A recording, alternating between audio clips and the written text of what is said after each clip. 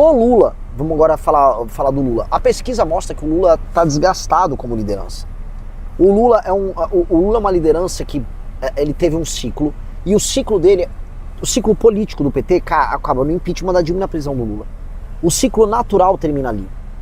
O Lula como o pai dos pobres, que dá muito dinheiro para os mais pobres lá com Bolsa Família, há um processo de bancarização que já vinha oriundo do governo anterior, há um crescimento econômico que no início era oriundo dessa bancarização, de uma espécie de formalização econômica de uma série de pessoas, que depois vira também apenas consequências bundas commodities, aumentos de gastos governamentais.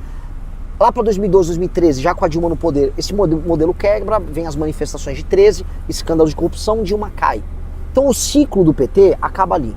Mas duas coisas aconteceram. Aquele eleitor que se apaixonou por Lula, especialmente o eleitor do Nordeste, nos anos 2005, 2006, 2007, 2008, ele continuou apaixonado. Ele continuou. E a esquerda não se renovou. E entrou o Bolsonaro no poder, eu já expliquei isso várias vezes, o Bolsonaro faz um governo muito ruim e a esquerda retorna ao poder com o Lula. Quando ela retorna, ela não retorna, vamos dizer, de maneira orgânica, porque as pessoas queriam. Ela retorna porque o Bolsonaro, houve um entendimento da elite que o Bolsonaro precisava ser tirado do poder. Porque o Bolsonaro era inviável. E não é que os grandes líderes empresariais, parte da mídia, não topariam fazer negócio. Eles fizeram negócio, eles ganharam muito dinheiro do governo Bolsonaro. É que eles julgavam que era muito instável e que todo mundo entendeu, como qualquer pessoa que tem mais de 2 neurônios, que o Bolsonaro estava igual um idiota tentando um golpe de Estado. E aí essa elite afastou e recolocou o Lula. O Lula volta com um governo que não tinha significado. E aí ele vai fazer um governo que não significa nada. Então o governo do Lula é um governo morto. Tanto que ninguém sabe ainda qual a função do governo Lula. Ele está no 4º ano. O que ele está fazendo ali? Aumentando imposto, dando vale gás, dando pé de meia. Veja, um governo que dá pé de meia, vale gás, passeios internacionais com a Janja, COP30. Qual é a marca desse governo? Esse governo não tem marca nenhuma. Esse governo foi um fracasso. E aí o Lula está perdendo a sua autoridade junto aos mais jovens. E aí entra na notícia do Metrópolis. Os filhos dos eleitores deles no Nordeste gostam de mim. Vou falar uma triste fato, mas temos que falar. Gostam do Nicolas. Eles não gostam do Lula. Por quê? Porque o filho da mulher do Bolsa Família não arruma emprego, não ganha dinheiro, vê que em outros lugares do Brasil as pessoas estão prosperando e ele não, vê que o Comando Vermelho assalta ele, não quer viver do Bolsa Família. Então esse cara quer ir embora. E aí o Lula percebe isso. Tá aqui em manchete, eu sou um problema pra campanha do Lula, porque eu tô arrancando o eleitor jovem dele. E eu tô roubando o eleitor jovem desse vagabundo do Lula. Desse projeto podre, desse manicômio teórico que é o petismo. Tô arrancando o eleitor desse vagabundo, sim. Dele, da esposa dele e de todos os teóricos do absurdo que compõem esse partido chamado PT. E aí o Lula, né, cansado, entendendo que é um cansaço, é uma estafa mental, uma estafa criativa, é uma estafa existencial.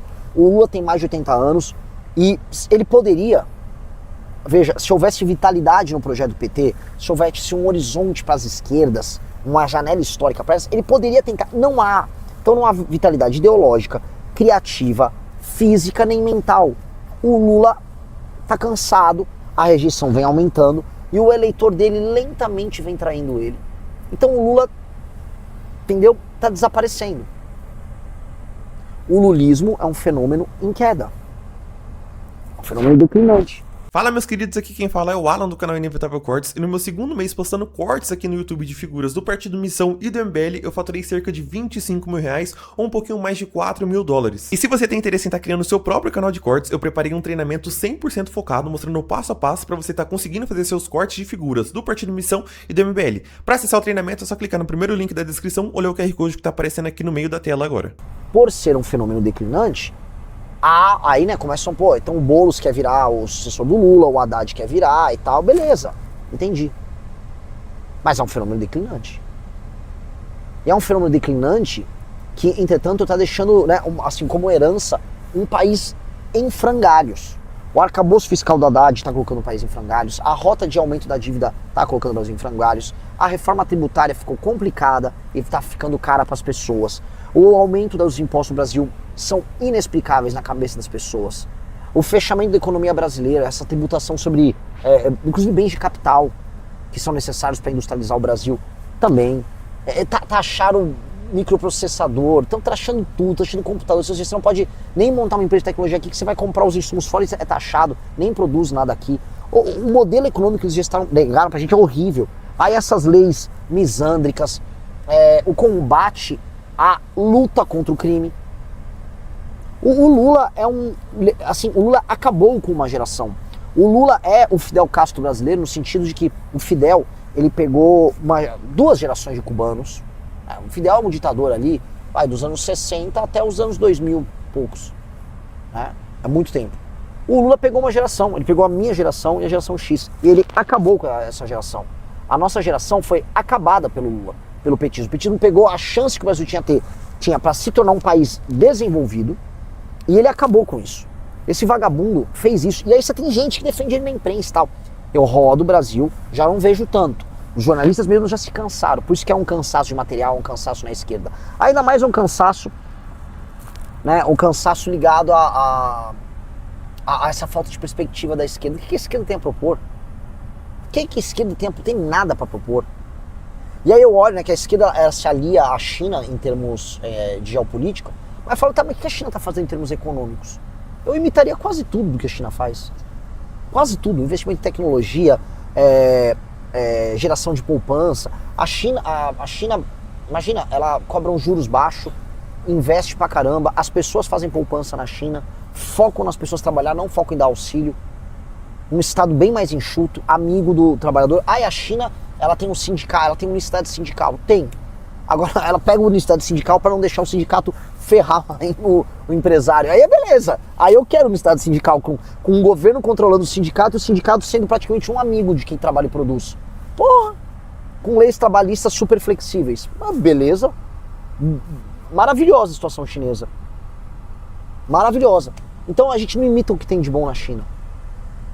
A gente só imita o que tem, vamos dizer, nem sei o que de pior que é, a política externa da China. Não imita nada, fala do Vietnã, não imita o Vietnã em nada. O Brasil é uma desgraça, o Brasil é legado pra esses caras, é uma desgraça. Um cara, votar no Renan é uma coisa, agora acreditar mesmo que ele vai ganhar é outra, na moral mesmo, não se iludam. Ah, não. Até porque, né, o Milei, ele é um cachorro, ele não é um presidente da Argentina. Alguém sempre começou do zero. É uma eleição em 2 turnos, meu querido amigo. Vai ser 2 turnos. O Dória ganhou em primeiro turno uma eleição para prefeito de São Paulo, começando com 1%. No ano da eleição, na verdade 2% no ano da eleição. Eu tô com quase 5%. O Russomano tinha 30%, 40%, caiu para nada. Calma. Antigamente, se tivesse só TV e máquina a contasse, eu tava na tua. Não é mais só assim. Fernando Collor, para ser justo, começou do nada, eleição com o partido Nanico, recém-fundado o PRN. Deu um salto. Calma aí, homem. Não é assim, não. Né? Um cara colocou assim, o Brasil o Brasil, até a seleção brasileira tá cansada. Sim, há um cansaço com a ideia de Brasil. O Brasil do carnaval, o Brasil do futebol, o Brasil da favela. Isso aí, cara. Só você sendo um grande idiota pra você achar que isso é bom pra você. Dane-se o futebol, dane-se o carnaval, dane-se a favela. O futebol tem que ser consequência de um país que é exuberante na produção de talentos em várias áreas, incluindo o futebol. Favela tem que virar bairro. Carnaval é só uma festa que tem que durar um período bem curto de tempo. E o resto, cara, vamos ser felizes trabalhando, vivendo dignamente, tendo esgoto, pagando menos imposto, consumindo o que quiser, falando o que quiser, sem ter medo de falar, votando direito, vendo as pessoas em todas as regiões do Brasil se desenvolvendo. E isso é ser feliz. Isso é ter uma nação próspera. Isso que a gente está vendo hoje, não. Isso que a gente está vendo hoje é uma piada. Uma piada. E aí, gostou do vídeo? Se inscreva no canal para mais cortes do MBL. E também deixe o like e algum comentário para estar apoiando o meu trabalho. Até a próxima.